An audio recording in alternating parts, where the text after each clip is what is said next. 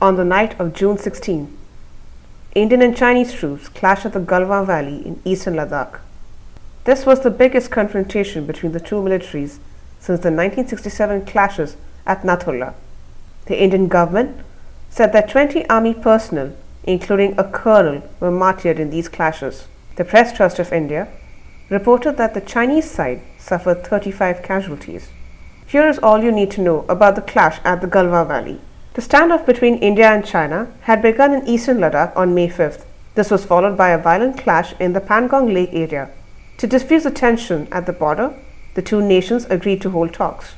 On June 13, Army Chief General M.M. Narvane confirmed the mutual pulling back of troops from the region in a phased manner. But on the night of June 15 and June 16, the armies from China and India had clashed at the Galwan Valley. No firearms were used during the clash. Most of the injuries were sustained following stone pelting and the use of rods by the Chinese army. Zhao Lijian, the spokesman of the Chinese Foreign Ministry, said the sovereignty of the Galwan Valley area has always belonged to China. Zhao Lijian said that China cannot be blamed for the incident. He said that on both sides discussions were underway through diplomatic and military channels. He also said the overall border situation is stable and controllable.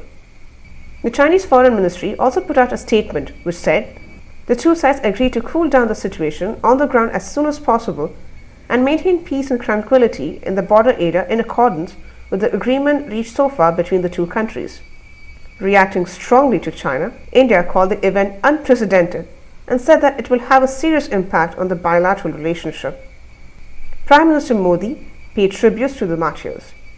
He said that their supreme sacrifice will never be forgotten. In a telephonic conversation with China's Foreign Minister Wang Yi on June 17, External Affairs Minister Dr. S. Jaishankar said the Chinese side should reassess its actions and take corrective steps.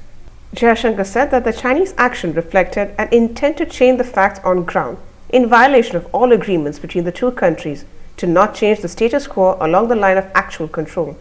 Anurag Srivastava, the spokesperson of the Ministry of External Affairs, said that both sides have agreed to handle the situation in a responsible manner. He also said both sides have agreed that the overall situation should be handled in a responsible manner and that the understandings reached between the senior commanders on 6th June should be implemented sincerely. Making exaggerated and untenable claims is contrary to this understanding.